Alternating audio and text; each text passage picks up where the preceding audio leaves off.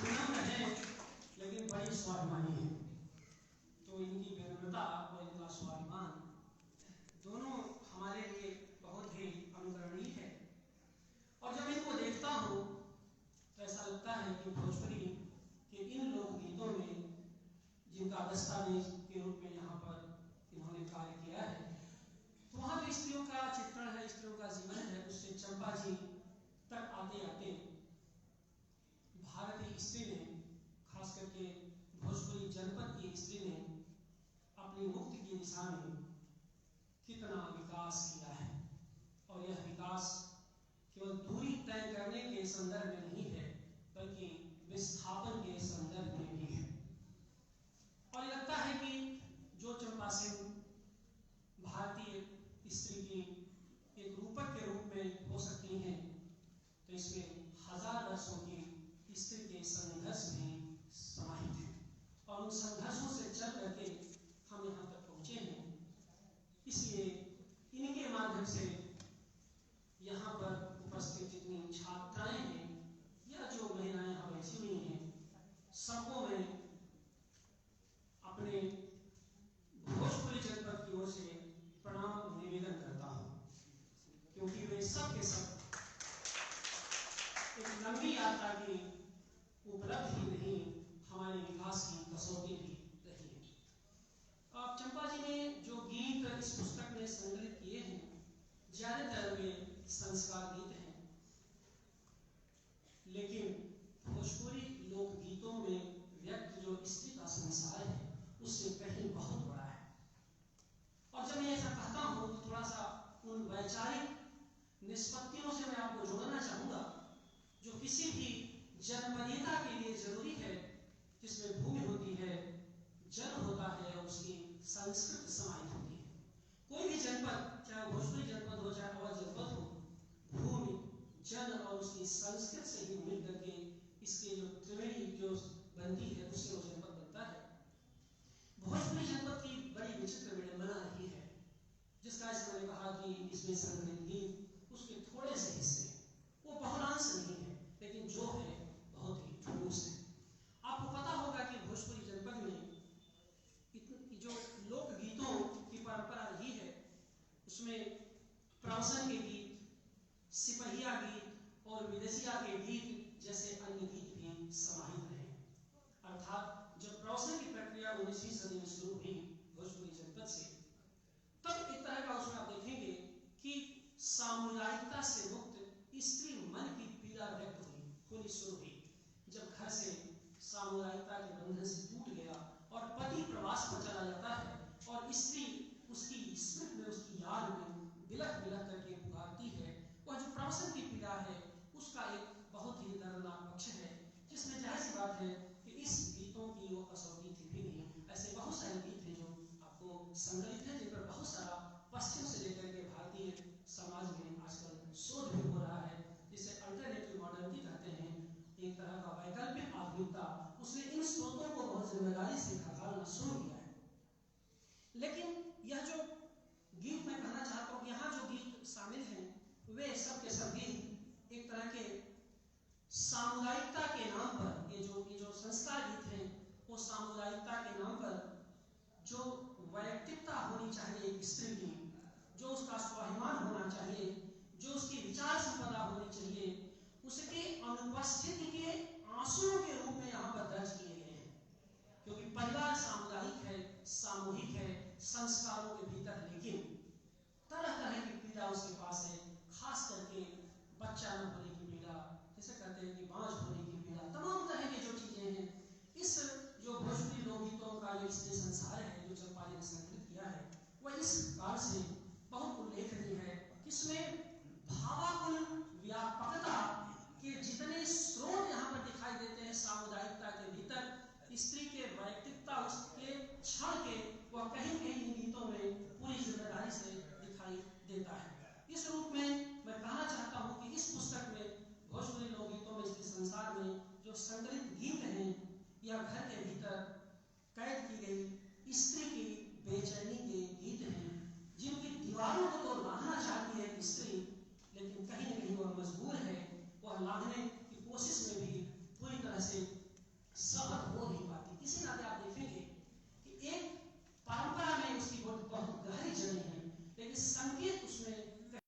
परिवर्तन का भी है। यद्यपि थोड़ा सा वो बहुत मुखर नहीं है। यह गीत आपको स्त्रियों के द्वारा लिखे गए संस्मरण है। मैंने इन लोकगीतों को स्त्रियों के द्वारा लिखे गए ऐसे संस्मरण मानता हूँ जिनसे उनकी दिनचर्याओं का पता चलता है। कहना चाहता हूँ कि यह लोकगीत स्त्री पीड़ा की प्रतिध्वनियां हैं और स्त्री पीड़ा की जो प्रतिध्वनियां हैं उसकी गूंज आज तक सुनाई दे रही है, चाहे विचार के माध्यम से, चाहे साहित्य के माध्यम से। वह सोचिए 1000 वर्ष बाद भी आज हमारे बीच वो किसी न किसी रूप में सुनाई दे रही है। तो इस रूप में कह सकता हूँ कि और जहाँ तक इनके अध्ययन की बात है, इन पर काम करने की बात है, तो यहाँ भी दर्ज करना चाहता हूँ पूरी वैचारिकी के साथ कि इन लोकगीतों को जैसा पढ़ा जाना चाहिए था वैसे पढ़े नहीं गए। और इसके पीछे 19वीं सदी के अध्ययन की दोनों जो विमर्श थे वो जिम्मेदार थे। एक तरफ राष्ट्रवादी विमर्श था और दूसरी तरफ औपनिवेशिक विमर्श था। दोनों विमर्शों ने इन लोकगीतों को वैसे नहीं पढ़ा, वैसे डिकोड नहीं किया जैसा इनको करना चाहिए था। राष्ट्रवादी विमर्श जो आया, लोकगीतों का संकलन तो हो रहा था हार्डर के माध्यम से, शायद वो 1892 या 93 की घटना है जब उन्होंने इस पर लोकगीतों का संकलन करके काम किया। देश में, भारतवर्ष में बहुत सारे संकलन हुए।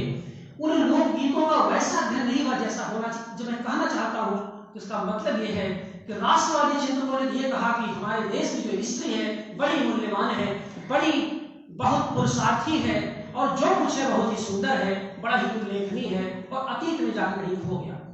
औपनिवेशिक जो विमर्श वह थे स्त्री के इन लोकगीतों को अलग तरीके से देखा कि स्त्री प्रताड़ित है, स्त्री पीड़ित है और मैं मुक्ति के लिए हमारी यहाँ पर जरूरत है और मैं उसे मोक्ष देना चाहता हूँ। इन दोनों स्थितियों अगर आप देखेंगे तो वह जो अध्ययन था वैसा नहीं हुआ जैसा होना चाहिए था। क्यों? क्योंकि इसमें स्त्री के बुनियादी संघर्ष की कहीं कहीं उपेक्षा हो जाती है और स्त्री के ये बुनियादी संघर्ष अगर भारतीय संस्कृति में आप देखेंगे, खास करके भोजपुरी जनपद में देखेंगे, तो उसका एक और एकमात्र स्रोत भोजपुरी के ये लोकगीत हैं। चाहे बाढ़ के प्रवसन के गीत हो, चाहे पूर्व के आपके जो है एक तरह का सांस्कृतिक गीत हो, यानी जो संस्कार संबंधित गीत हो। तो ये जो लोकगीतों के संगम के कार्य शुरू हुआ तो हमने शासित और शासक के बीच में की बाइनरी में देखना शुरू किया कि पुरुष स्त्री पर शासन कर रहा है, सामान्य जनता पर शासन कर रहा है, लेकिन स्त्री की जो बेचैनी थी, उसकी जो छटपटाहट थी, उसके बारे में हमने लगभग समझने की दिशा में कार्य नहीं किया। एक कल कार्य शुरू हुआ यहाँ पर हमारे छात्र भोजपुरी केंद्र के जिससे हमने कहा कि उल्लेखित उपलब्धि के रूप में हम सब यहाँ मिल रहे हैं। हमारे छात्र बैठे हुए हैं। आपको पता होना चाहिए कि 19वीं सदी में जब मशीन आई, जब व्यापार आया और जब पूंजीवाद आया, तो मशीन, व्यापार और पूंजीवाद ये जो 3 यंत्र आए और 3 तंत्र आए, इन तंत्रों के बीच में स्त्री ही नहीं भारतीय जन कहीं न कहीं विलुप्त होता चला गया। तो याद करो कि 20वीं सदी में जब इन लोकगीतों का जिन पिछले 100 वर्षों में जिन लोकगीतों की का अध्ययन शुरू हुआ, अध्यापन शुरू हुआ है, उसके पीछे पूंजीवादी विकृतियों और मशीनी विकृतियों के बीच में विलुप्त होते जन के खोज की तलाश नहीं है, यह कहना चाहता हूं। उस जन की तलाश के लिए जब हम कहीं पर गए तो हमको इन लोकगीतों ने बहुत सारी संभावनाएं दिखाई दी। इस नाते उस जन की तलाश में, वो जो स्त्री की तलाश में, स्त्री की संवेदना की तलाश में, उसकी परंपरा और उसके संस्कार के साथ और उसके संघर्ष की तलाश में जो यात्राएं हमने की है, उसी का दस्तावेज या पुस्तक है या ऐसी पुस्तक है। ऐसा नहीं कि कोई पहली बार इस पर काम हुआ है। लोकगीतों का बहुत संकलन हुआ है, बहुत अध्ययन हुआ है, इस पर बहुत शोध हुए हैं और खास करके विदेशों में जो सबाल्टर्न हिस्टोरियन है गंभीर कार्य किया है, जो कई बार हमको लगता है कि हम लोगों ने हमारे देश में वैसा कार्य नहीं हुआ जहां जैसा होना चाहिए था। फिजी है, सूरीनाम है, त्रिनिदाद है, मॉरिशस है, इन जगहों पर जो लोग हैं इन लोकगीतों के साथ वहां पर गए हैं और हमारे आपकी तुलना में इन लोकगीतों का संरक्षण उन लोगों ने ज्यादा किया है।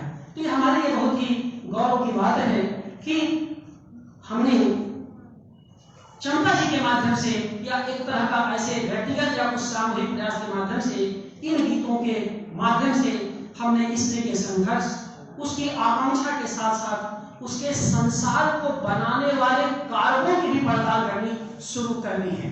तो जो स्त्री का संसार है, उसके कारक जो तत्व है, उसमें 3 प्रमुख बातों को मैं दर्ज करना चाहता हूँ। जैसी बात है कि अभी 3 वक्ताओं को बोलना है और तीनों वक्ता भोजपुरी जनपद से जुड़े हुए हैं और ये अपने तरीके से बात करें। इसलिए उन गीतों का, वो सारे गीत यहाँ पर दर्ज हैं, उन गीतों का मैं बहुत उदाहरण नहीं दे पाऊंगा, लेकिन उन बिंदुओं की तरफ मैं आपका संकेत करना चाहता हूँ कि इन गीतों को कैसे पढ़ें। कैसे? केवल गीत सुनाना या गीत को याद करना, उनके प्रस्तुति एक अलग चीज है, वो तो ठीक है, लेकिन उस की जैसे कि जब जब बाजे रे खजड़िया, अब यह जो लोकगीत है, इसकी वैचारिकी क्या है, इसका विद्रोह पक्ष क्या है, इसके भीतर की अंतर्निहित मनुष्यता क्या है, और किस तरह से जो है वो हिरणी किस तरह से अपना प्रतिरोध दर्ज करती है। इसको एक बड़े संदर्भ में, शासक और शासित के संदर्भ में अगर हम देखेंगे, उच्च और निम्न के विभाजन के रूप में देखेंगे, तो शायद हमारा मानसिक और बौद्धिक स्तर ज्यादा मुक्त होगा। तो क्या जो मैंने कहा कि 3 बिंदुओं पर मैं इस पर बात करना चाहूंगा। एक तो सबसे पहले प्रमुख ये है कि यह कि जो लोकगीत है, जो इसमें संकलित है, खास करके मैंने संस्कार गीतों के संदर्भ में बातें की हैं, इसमें स्त्री मन की पीड़ा व्यक्त हुई है, जिसमें रहते हुए एक स्त्री ने जीवन जीना ही नहीं सीखा, बल्कि वह इस पीड़ा के माध्यम से पुरुष मन के भीतर एक तरह का सांस्कृतिक रूपांतरण भी चाहती है।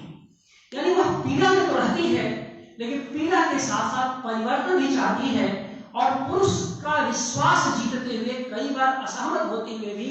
और आप देखिए, विद्रोह केवल इसे ये नहीं होता कि हाथ उठा करके और उलार होकर के चीख करके चिल्लाइए कहीं मैं विद्रोह कर रहा हूं।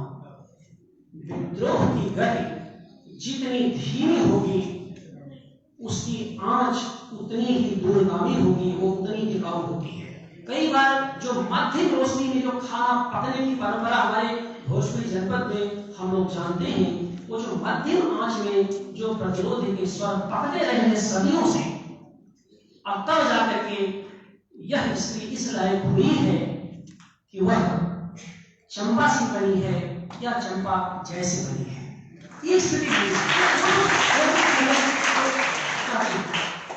तो उसने समाज और संस्कृति से संवाद करते हुए अपनी बात को पीड़ा के भीतर दर्ज करने की कोशिश की है। यहाँ पर जो आप छात्र और जो शिक्षक बैठे हैं, आप सब जानते हैं कि महादेवी ने दीपशिखा की भूमिका में बहुत महत्वपूर्ण बात कही है कि मेरे गीत लोक गीतों की धरती पर पले बढ़े, उनकी छाया में उनका विकास हुआ है। और जब मैं इन लोक गीतों को पढ़ रहा था और महादेवी को मैं सहसा याद किया, तो महादेवी की एक पंक्ति है कि और होंगे नैन सूखे 3 बजे और 3 बुझे और पलक रुके, आग चितवन में यहाँ सत विद्युतों ने दीप खेला। और होंगे नैन सूखे 3 बुझे और पलक रुके, वो कोई और होगा आर्द चितवन में, यानी चेतना की आर्द्रता के बगैर विद्रोह संभव है ही नहीं। और चेतना की आर्द्रता का मतलब होता है कि जहां गीलापन रहता है, सर्वाधिक करंट वहीं पर उतरता है। सूखी लकड़ी में विद्युत का प्रवाह नहीं होता, ये आप जान लीजिए। गीली लकड़ी जितनी ही गीली रहेगी, उसमें विद्युत का प्रवाह, ऊर्जा का संचार उतना ही तेज होगा। तो आर्द्र चितवन माने चेतना का जिस इतनी आर्द्रता है, इन लोक गीतों की जो प्रतिध्वनि इस तरह से महादेवी में लंबे समय बाद दिखाई दी है, वह इन लोक गीतों का जब आप अध्ययन करेंगे, यानी कहने का मतलब ये कि जब इन लोक गीतों को मैं पढ़ रहा था, तो महादेवी के गीतों को समझने के नए टूल्स मेरे पास आए, नए औजार आए। इसलिए इन गीतों को नए तरीके से पढ़ने के मैं मेरे लिए तरह का एक महत्वपूर्ण पड़ाव रूप में इस पुस्तक को मैं देखता हूँ। आप देखेंगे कि यहाँ पर क्या है, बेटा न होने की पीड़ा, ससुराल में तकलीफ होने की पीड़ा, बेटी के विदा होने की पीड़ा, परदेश गए पति की पीड़ा, और इन सब की पीड़ा में जो सर्वाधिक पीड़ा है वो बेटा विहीन होने की पीड़ा है। जो ये गीत है, इसमें जो संकलित गीत आप देखिए, बेटा विहीन होने की जो पीड़ा है। लेकिन आप देखेंगे कि जो लोग बेटा न होने पर, संतान न होने पर बोलते हैं, वही बेटा होने पर पूरी तरह से समर्पित हो जाते हैं। और एक तरह देखेंगे कि भारतीय सामंती वर्ण व्यवस्था की नंगई और उसकी कड़ई को खोल करके एक गीत रख देते हैं प्रकारांतर से स्त्री की पीड़ा के माध्यम से, कि एक सदैव स्त्री तुम्हारे लिए कोई इंडिविजुअल नहीं है, तुम्हारी कोई आइडेंटिटी नहीं है, लेकिन जब वो बच्चा पैदा कर देगी तो तुम्हारे लिए पूज्य हो जाएगी। जीते जी मैंने, जब वो स्वस्थ थी पूरी तरह से, जब आपके काम की थी, तो आपने प्यार किया, दुलार दिया, लंबे समय तक अगर वह संतान विहीन रही तो आपने उपेक्षा किया। लेकिन जब वह संतान पुत्र की प्राप्ति कर ली तो अचानक आप उसके ऊपर बड़े कृपालु हो गए और आपने तरह तरह से उसके प्रति श्रद्धा, उसके प्रति भाव प्रकट करना शुरू कर दिया। यह जो देखिए, कई बार विरोध, जैसे मैंने कहा कि प्रतिरोध या प्रतिवाद कहकर के नहीं होता, यथार्थ का स्वाभाविक चित्रण भी प्रतिरोध का एक स्वरूप हुआ करता है। जैसे प्रेमचंद ने सदगत कहानी में दुखी चमार के बारे में कुछ नहीं कहा है, कोई प्रतिरोध व्यक्त नहीं करता है, मर जाता है और पंडित घासीराम टांग खींचते हुए उसको गांव के बाहर ले जाते हैं। लेकिन आपको पता है कि जब ऐसा होता है तो कितनी गुस्सा लगती है आपके भीतर। प्रेमचंद उसका कोई निष्कर्ष नहीं देते, लेकिन जब हम लोग कक्षा में पढ़ाते हैं तो गुस्सा लगती है कि कम से कम हम कुछ भी हो, लेकिन पंडित घासीराम कभी न बने, कम से कम हमारे लिए, हमारे आत्ममुक्ति के लिए वह एक बड़ी चीज होती है। तो ये जो लोकगीत हैं हमारे पास जब आए हैं, ये बताते हैं कि कम से कम हम खुद के रूप में स्त्री के लिए वैसी जगड़बंदी न बने जैसा कि भारतीय स्त्री ने एक लंबी यात्रा में तोड़ करके हमारे तक पहुंची है। तो इस रूप में मैंने कहा कि ये सब सारी चीजें हैं। अब इसमें आप देखेंगे कि एक गीत में एक बार स्त्री दूसरे से अपने पुत्र को देने को कहती है, इस पर वह मना कर देती है। अब एक गीत है और उसके कुछ एक दो पंक्तियां उधर करके आगे में बढ़ूंगा। इस पर वह जो मना कर देती है कि एक माँ स्त्री है, उसको बच्चा नहीं है, दूसरी स्त्री के पास जाती है और वो कहती है हमें अपना बच्चा दे दो। कहती है बच्चा क्यों दे दो, तुम ऐसा करो कि बढ़ई से एक तरह का लकड़ी के पुतले का लड़का बना लो और लकड़ी के पुतले का लड़का बना के उसको चूमो चाटो, उसी से तुम्हारा काम चल जाएगा।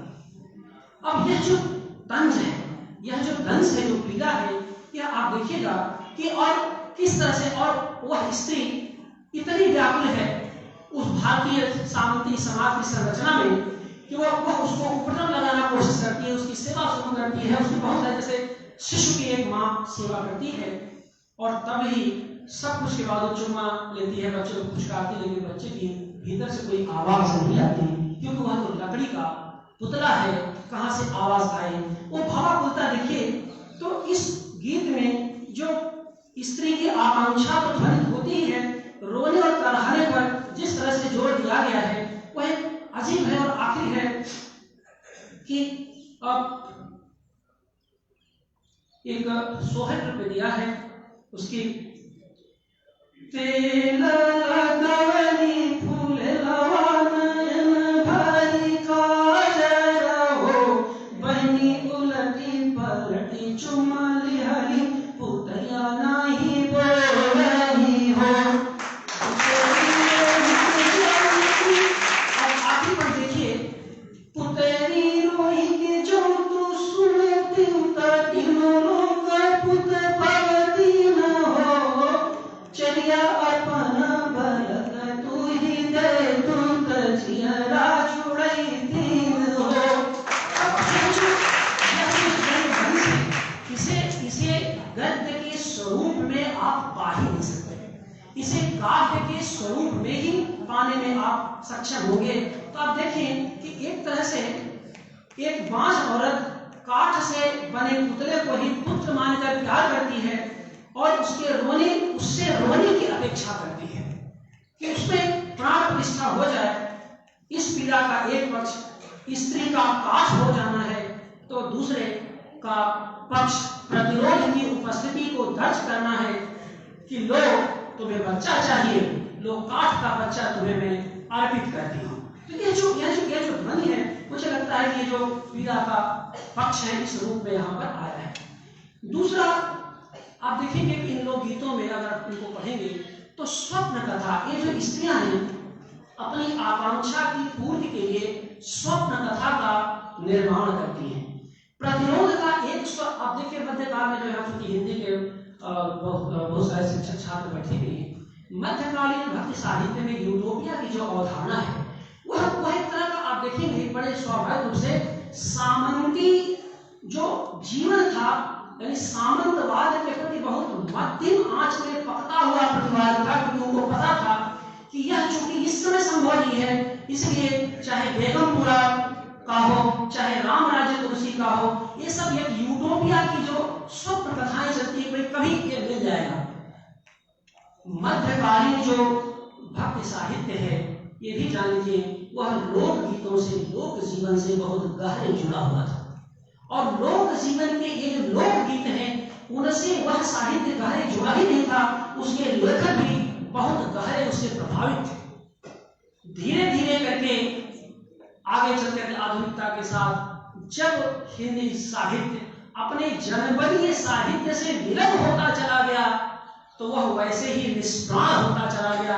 इसी नाते आप देखेंगे कि आज भी हिंदी का या भारतीय साहित्य का वह हिस्सा जो अपने लोक जीवन से जुड़ा हुआ है, जो लोक तत्वों से आपूरित है, वह आज भी पूरी परंपरा में केंद्रीयता को प्राप्त है। नगर से जुड़ा हुआ विमर्श या साहित्य आज भी अपनी केंद्रीयता को प्राप्त नहीं हो पाया, चाहे हिंदी कविता की बात कहें, चाहे हिंदी कथा जगत की बात कहें, पूरी परंपरा में बहुत सारे खंडित स्थितियां आई, लेकिन वो आज तक टूटा नहीं है। इस बात को समझने की जरूरत है कि अपने लोक से, अपने लोक यथार्थ से, अपने भूमि से, जन से, जनपद से जुड़ करके जो संस्कृति निर्मित होती है वह हमें कहीं कहीं बहुत महत्वपूर्ण अदा करती है। तो जो स्वप्न लोक की बात है वह आप देखेंगे कि इस स्वप्न लोक में महत्वपूर्ण बात यह है कि एक तरह से गरीबी से मुक्ति का उपाय है, तो दूसरी तरफ उसके बांझ होने की पीड़ा से भी मुक्ति है। अब इसमें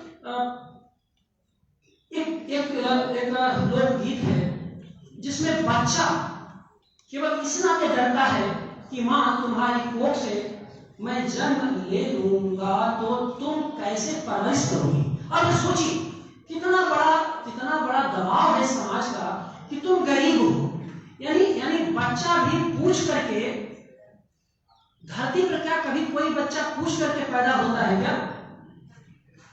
लेकिन लोकगीत में बच्चा के पूछने की जो स्वप्न कथा है उसके माध्यम से एक तरह का यथार्थ का चित्रण भी है और उस वस्तु स्थिति का प्रतिवाद भी है।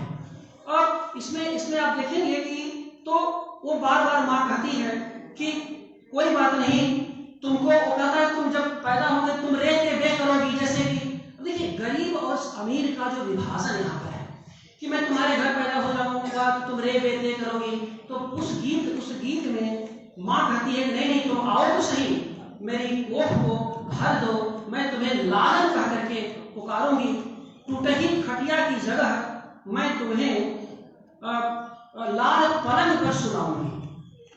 टूटही खटिया बनाम लाल पलंग, रे वे बनाम लालन, यह जो बाइनरी है इसमें एक गीत है, गीत 54 है, उसको ये है, इसमें इस तरह की बरसहु है देव बरसहु बरसी सुनाना हो, देव बरसहु जवहीं के रखे तक उगा के जुड़वा न हो, जन्म हुए प्रभु जन्म हो मुहि दुखिया घर न हो, बाबुल उजरत न करिया मसावा मयरिया जुड़वा न हो। इस तरह का चित्र है,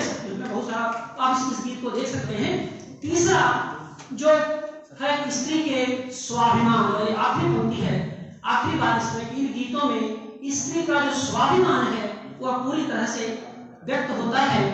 धगड़ी जो नार काटने वाली स्त्री है, उसका जब राजा के यहाँ, मालिक के यहाँ कहीं जब बच्चा पैदा होने वाला होता है तो धगड़ी को बुलाया जाता है और वो कहती ना ना ना ना ना, हम ऐसे तो नहीं जाएंगे। जिस डोली से रानी जाती है उसी डोली से मुझे बुलाओगे तभी हम जाएंगे, और ऐंठ जाती है।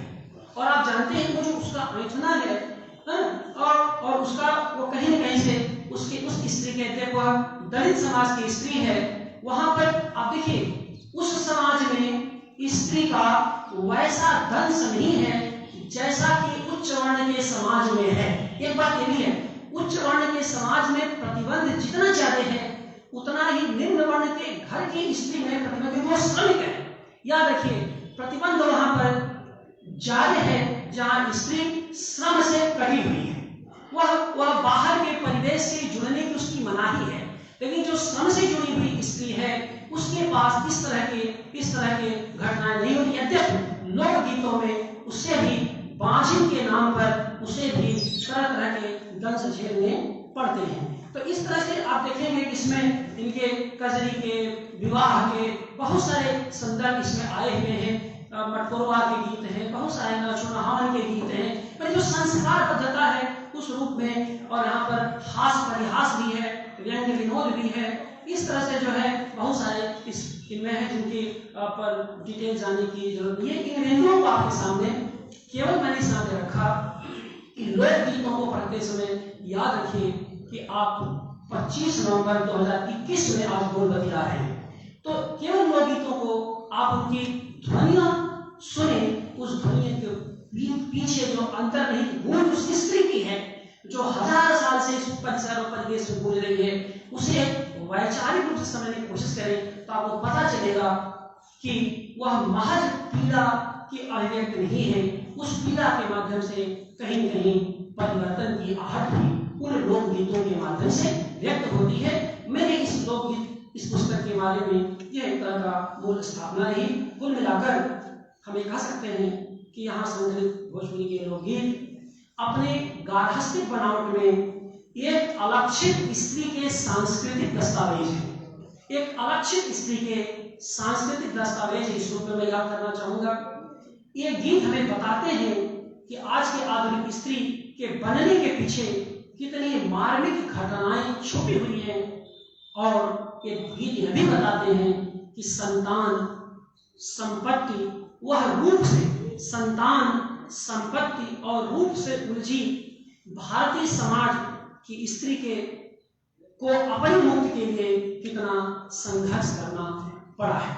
मैं समझता हूं कि ये जो इन सब चीजों से, संपत्ति से, शिशु से, रूप से, उसकी समग्र जो है आभा से मुक्ति की जितनी बेचैनी इन लोक गीतों में स्त्री के माध्यम से दिखाई देती है, वही भोजपुरी लोकगीतों के स्त्री संसार को बहुआयामी बनाती है। उनको व्याख्या के लिए, नई व्याख्या के लिए हमें आमंत्रित करती है।